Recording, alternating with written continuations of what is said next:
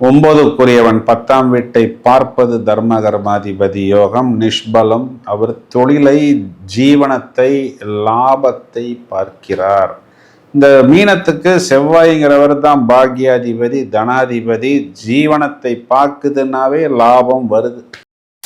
இங்க உங்களுடைய லாபஸ்தானம்ங்கிறது செவ்வாய் உச்சமடையக்கூடிய வீடு. செவ்வாய்க்கு 7ஆம் பார்வையும் இருக்கிறது, 8ஆம் பார்வையும் இருக்கிறது. அவரே தன்னுடைய உச்ச வீட்டை விசேஷ பார்வையாக பார்க்கிறார்.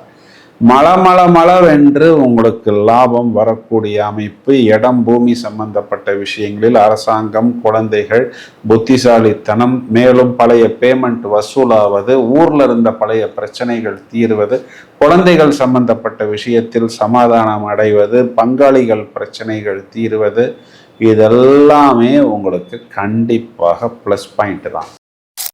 ஸோ இது காலகட்டங்களில் இந்த மாதிரி டைவர்ஷன்ல நாம போய் சிக்கி கொள்ளாமல் லாபத்துக்கு 4 கிரகங்களின் பார்வையும், தொழிலுக்கு தர்ம கர்மாதிபதி யோகமாகவும், ஜீவனம் பலம் பெறுவதால் எந்தெந்த ஆஸ்பெக்ட்ல எல்லாம் லாபம் வருகிறதோ அதனை எல்லாம் முழுவதுமாக போட்டு அமுக்கி வைத்து சேர்த்து கொள்ளுங்கள். ஏன் அப்படின்னா, எல்லோரும் வெற்றி பெற வேண்டும் என்ற வாழ்த்துக்களுடன் நிகழ்ச்சிக்குள் போவோம்.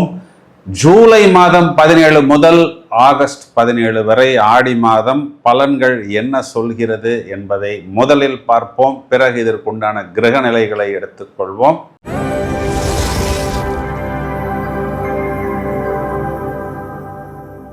மீனராசிக்கு பலன் சொல்றதுக்கு தான் ரொம்ப நேரமா காத்துக்கிட்டு இருக்கிறேன். 4ஆம் இடத்தில் செவ்வாய் நிஷ்பலம். அவர் என்ன பண்றாரு? 10ஆம் இடம் தொழில் ஸ்தானத்தை பார்க்கிறாரு. 2க்குரியவன் 4ல் உங்களுடைய தனம், உங்களுடைய இடத்துக்கு, உங்களுடைய வாகனத்துக்கு, இல்லை உங்களுடைய கம்ஃபர்ட்டுக்கு, உங்களுடைய லக்ஸுரிக்கு செல்கிறது.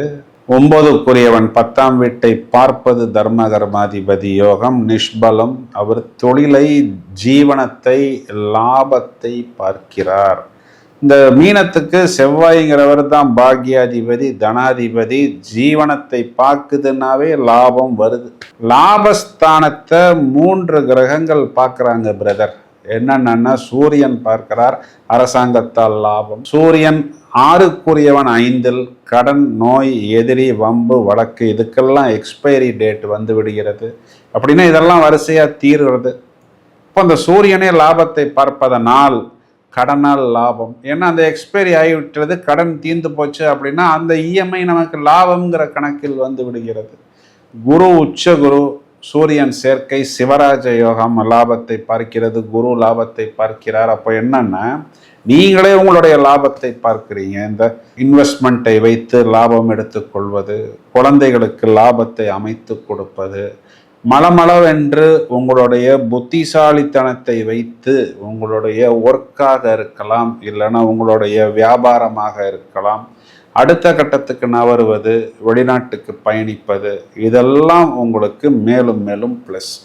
இங்கு உங்களுடைய லாபஸ்தானம்ங்கிறது செவ்வாய் உச்சமடையக்கூடிய வீடு. செவ்வாய்க்கு 7ஆம் பார்வையும் இருக்கிறது, 8ஆம் பார்வையும் இருக்கிறது. அவரே தன்னுடைய உச்ச வீட்டை விசேஷ பார்வையாக பார்க்கிறார்.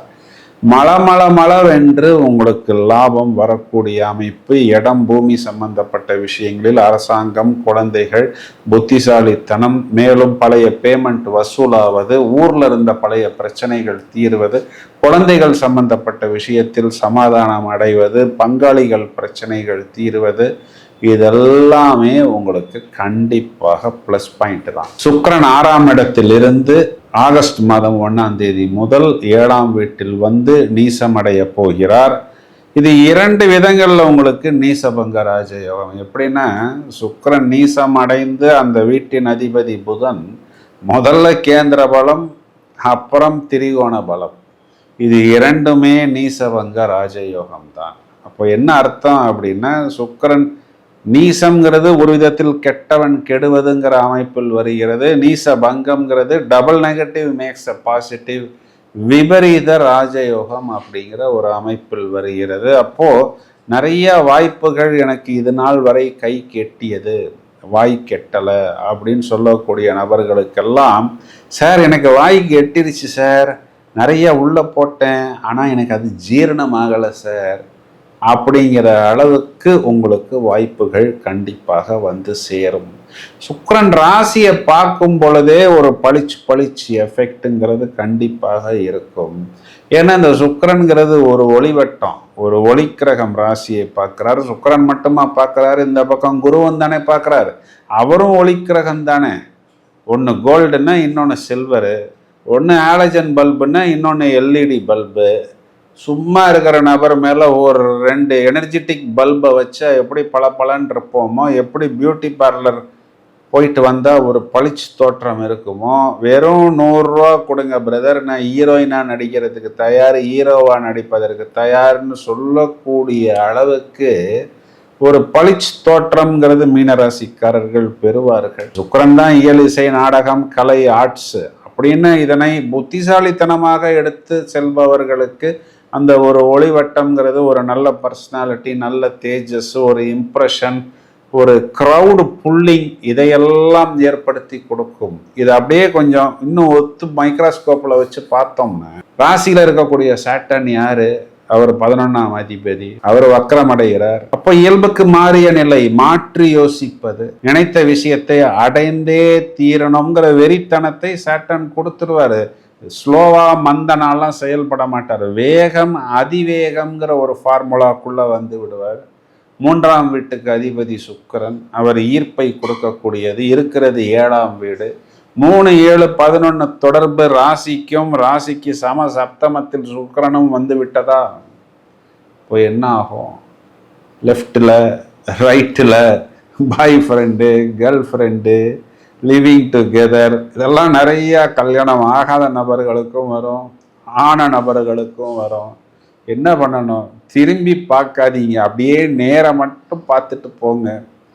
ஏன்னா இவ்வளவு நாள் பஞ்சர் ஆன, பலூனில் காற்று போனேன், கரண்ட் இல்லாமல் ஃபியூஸ் போனேன், அதிகமான பிரச்சனைகள், வம்பு, வழக்கு, தோல்வி, கடன், இதனையெல்லாம் மொத்தமாக சுமந்து கொண்டிருந்த இந்த மீனராசிக்காரங்களுக்கு இப்போதான் கரண்ட்டு வந்திருக்கு, இப்போதான் டயரில் பஞ்சர் ஒட்டியிருக்கிறாங்க, இப்போதான் காற்று அடிக்குது, இப்போதான் பட்டம் பறக்குது, இப்போதான் மோட்ரு ஓடுது, இப்போதான் டேங்க்ல தண்ணி ரொம்புது. ஸோ இது காலகட்டங்களில் இந்த மாதிரி டைவர்ஷன்ல நாம போய் சிக்கி கொள்ளாமல், லாபத்துக்கு 4 கிரகங்களின் பார்வையும், தொழிலுக்கு தர்ம கர்மாதிபதி யோகமாகவும், ஜீவனம் பலம் பெறுவதால் எந்தெந்த ஆஸ்பெக்ட்லாம் லாபம் வருகிறதோ அதனை எல்லாம் முழுவதுமாக போட்டு அமுக்கி வைத்து சேர்த்து கொள்ளுங்கள். ஏன் அப்படின்னா, இந்த 7.5 சனிங்கிறது இன்னும் முழுதாக முடியல. இப்போ ஒரு டெம்பரரி ரிலீஃப், அவர் கொஞ்சம் லீவு போட்டிருக்கிறார், அவர் கொஞ்சம் தூங்கிக்கிட்டு இருக்கிறார்.